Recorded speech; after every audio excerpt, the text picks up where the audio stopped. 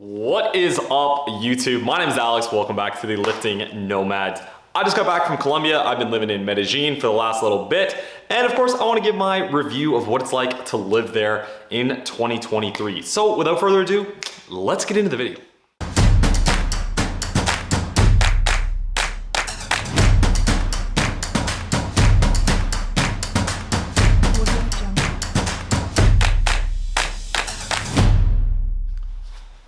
All right, so I just got home from being in Medellin, Colombia for the last little bit, and I also got to travel out to the country a little bit, went up to the Caribbean coastline to Santa Marta, which is actually somewhere I've been before, so it was interesting to go back there and see it again.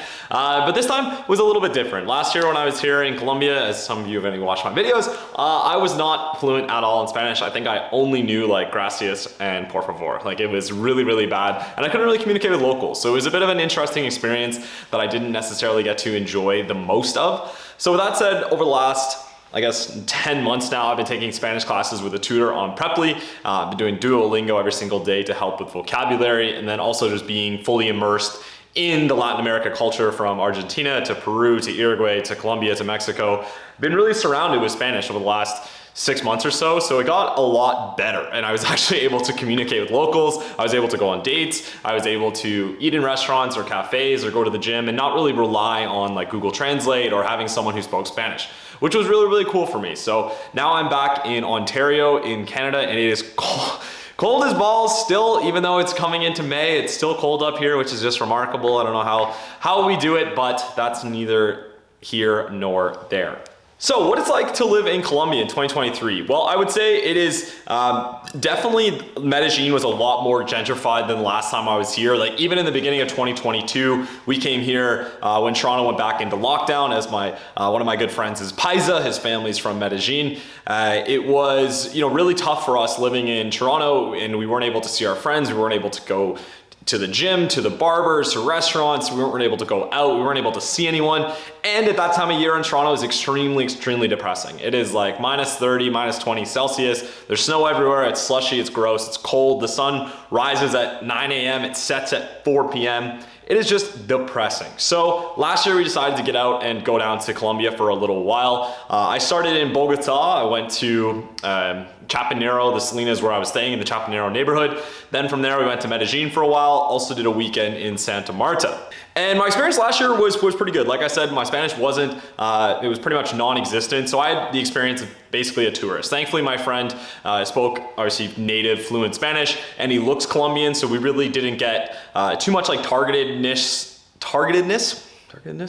when I was with him. But at the same time, we didn't really get that local experience because I just stand out really, really bad. That's part of the reason why I liked Argentina, because I didn't really stand out as a tourist. So what was the difference like this time? Well, this time I could communicate, which was really, really awesome, but I would say it is really busy. Like last year when we were here in Colombia, it wasn't like overly populated with tourists. We kind of got in like a sweet spot where there was, some tourists, but still like a lot of locals. It was still like pretty cheap, and it was easy to get an apartment for relatively cheap. This time, very, very different. There is people everywhere. In Medellin, from El Poblado to Laureles, we did like the Comuna 13. We did like a full tour of Medellin, and it was pretty wild how many tourists were there. Even in Poblado, in some of the restaurants, I got some of like the American sort of douchebaggery of like just assuming people will speak English, not even trying to make an effort in Spanish, and just kind of being like a little bit of a dick, which was the first. Last year that never really happened. So interesting for us to experience that. I think overall safety-wise, it is still like, it is Colombia. This is one of the least safe countries on the planet in terms of crime. And if you're dressing like, over the top, if you're walking alone at night with your phone out on an empty street, there's like a fair chance something can happen to you. So definitely like keep in mind if you are looking to come down here. I was here for an extended period of time, so you do get a little bit more comfortable for that. And I would always recommend, like the way I like to travel, I prefer to be like a slow mad where I'm staying in places at least a month. I think it gives you a perspective of the country that you wouldn't normally get if you're coming as a tourist, because you only see like the really touristy areas. So thankfully this time I was there for over a month. Once again, I got to experience quite a lot of Medellin. The food scene here is kind of interesting in Colombia. I think the native foods like arepas and buñuelos, they're really popular, but they're like compared to like, I don't know, Peruvian ceviche or Mexican tacos or Argentinian asado, like they're just really not as good, I don't think. I think a lot of like the food here was awesome from like other places around the world, of like Peruvian food in Colombia was good. The steak was good in some of the restaurants, and some of the higher end places in Medellin as well. We went to El Cielo, one of the Michelin star restaurants in Colombia, and it was obviously very, very good, but very expensive at the same time. So I think overall the cuisine here, not necessarily my favorite of of all the countries I've been to over the last little while. I think it has some room to grow. The gym culture is kind of interesting. Like I've talked about this before, but living here, you see it really, really apparent. And it's kind of an interesting paradox to me, where gym etiquette back home, like in Canada or even like pretty much everywhere else I've ever worked out, like the US or Europe, where like, let's say you take the dumbbells off the bench or the rack and you go to use them, you put them back, right? Or if you're on a barbell bench press, you load up your plates, you do your exercises, and then you take them off so the next person has an empty bar, right? It shows that you're done using it, first of all. It also lets the other person not have to clean up after you.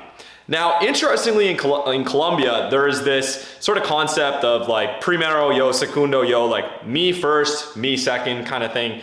And it's really apparent in the gyms, where people do not give a fuck about you or anyone else while you're in there. It is kind of like wild. I don't know really if there's like just a delay in etiquette that comes in like 5 to 10 years of people learning how to actually go to a gym, but it's just really difficult because they don't really respect your space. And I know obviously like proxemics is a really popular thing to talk about, and like different cultures have different proxemics. Totally understand that. But the thing that should change a little bit, and I think was kind of tough to accept and not try to like push on people, was like, let's say I'm squatting or benching, a lot of times people would get like dangerously close to hitting you. And you know, like understanding this personal space is not a thing in Colombia, I totally get that. But if I'm squatting like, I don't know, 275 and someone bumps me and I drop that, like I could definitely hurt myself. Or if I'm benching 200 something pounds and someone bumps that barbell and it falls on me, I can literally die. So the fact that they don't really respect that was kind of tough for me to see, and I hope that sometime in the future that we can get to a point where like that mutual respect is there. Again, this is someone who's a Canadian, but I've traveled extensively, and this was really the only place I've ever seen it where it just did not exist. People will straight up load up a barbell on a bench, do their sets, and walk away. Like 8 or 9 out of 10 times.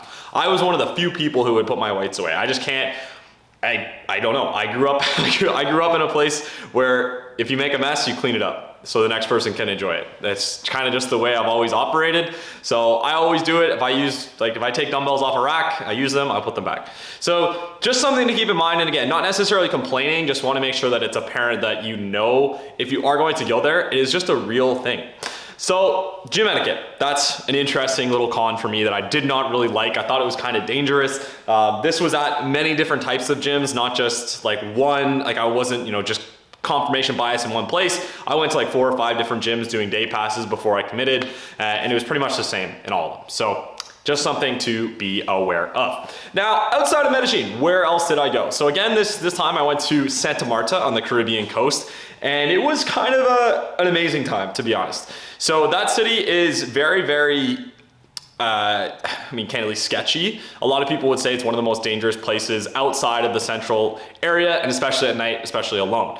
First time I was there, I stayed at the Viajero hostel. It had like a rooftop pool kind of on the outside of the city. This time I was right downtown at the AC Marriott Hotel, like right in the harbor area by the marina. Weather, of course, is beautiful there. It's like the Caribbean coast, right? So it's incredibly hot every day. It's very sunny. There's not a lot of rain. It's just beautiful, beautiful weather. So we got to do some pretty cool stuff. So we got to leave the city. We took a bus on the first day we were there to a hostel kind of out in the jungle called El Rio Hostel. Very, very famous hostel in Colombia. I think it's probably the most famous in all of Colombia if you look it up. And they're like situated on this river, about an hour and a half drive outside of the main city of Santa Marta. So a pretty good drive. I was hungover as balls on the bus, and it was a pretty painful bus ride, I'll be honest. But it is beautiful. So we got to kayak down the river. They have like a swing rope out kind of halfway across. They have like different jumping cliffs along the way. We stopped at a Tejo sort of bar, I guess, that's right along the water there that had a water slide that goes all the way up and then down into the river, which was pretty incredible. And it was just overall an amazing day. I think that place is it's very expensive, so you're not gonna meet many locals at that kind of hostel. It was pretty much exclusively like, we were there for a few hours just playing ping pong around the place, and we met like Aussies, Brits, like Americans, but not too many locals. It's just too expensive, candidly, for people from Colombia to afford something like that. So that, if you're looking for something off the beaten path, you're pretty isolated out there. You can't really go anywhere else. So if you go to that hostel, you're pretty much stuck there. But at the same time, it was one of the coolest places I've ever been to pretty much in my life. We did like this jungle hike down to the kayaks. It was truly like beautiful to do that. So really grateful for that.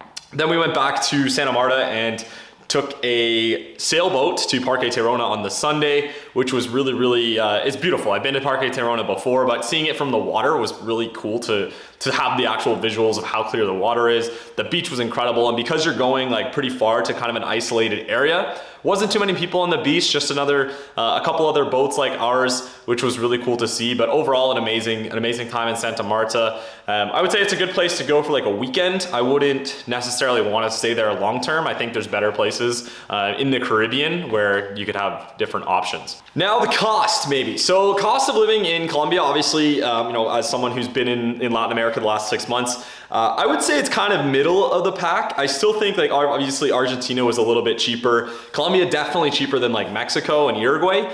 But for the price, like Airbnbs and hotels are fairly expensive. If you're in the nice areas like El Poblado, it's gonna run you like a fairly high premium to stay there. Like even going out, like there's some bars that are targeted towards gringos, and they literally will charge you different prices if you don't speak Spanish. So my advice is, if you're going to go there, try and learn as much Spanish as you can, because you do get treated differently and you literally will be charged different prices, because they know that, if you get charged $10 for a drink there, you're still gonna say, wow, that's still cheaper than home, so I'm just gonna pay it. When in reality, the locals are probably paying like $3 or $4 or $5 for that. So just something to keep in mind. They do, try and take advantage of the money that you bring there. So it's something to be considered if you're looking about where do I want to go for my next trip. But overall, the Colombian people are very friendly. They have like, it's kind of like they're known for being ill-mannered. That's why they're very friendly. And I would guess that's why the gym etiquette is pretty much non-existent, is because they don't have the same understanding that we do. It's just a different culture, it's a different place to grow up, and a different way of life. So make sure if you are going there, keep an open mind about how people operate, how close people are gonna stand next to you in queue. It's just not really that weird. If you're in a grocery store lineup, people will be like a foot behind you. Sometimes they'll bump right into you. It's just normal there and the way they've been raised. So, you can try and go there and like do your own thing, but the reality is, unless you're following suit, you're likely gonna stand out quite a bit. So that would be my advice for that. But overall, I had an amazing time in Colombia. I think it's still one of my favorite countries. Going back to Medellin, I think one of my favorite cities. I think overall, I still preferred Argentina. The weather for me in Medellin this time of year, this is being recorded in the beginning of May. I was there for April and a little bit into March. It was extremely rainy this time of year. So it's like their wet season, but it's also extremely stormy. Like there was a lightning and thunderstorm pretty much every single day. So it kind of makes things a little bit difficult to go out and do outdoor activities. There's a lot of really nice like rooftop bars and rooftop pools that you can't use because it's storming all the time. So for me, I think one of my favorite cities, but not necessarily somewhere I'm like anxious to go back to. I had a blast in Colombia, but this is kind of gonna be my take on it. So hopefully this video was useful if you're thinking about traveling to Colombia. Again, great country, great place to go to, but for me, I think shorter doses of it is gonna be ideal. So I hope this video was somewhat useful in my opinion on what Colombia is like to live in 2023. If it was, feel free to leave a like and a comment in the section below. Always helps the algorithm. But as always, my name is Alex. Welcome back to the Lifting Nomad. We'll see you in the next one. Peace.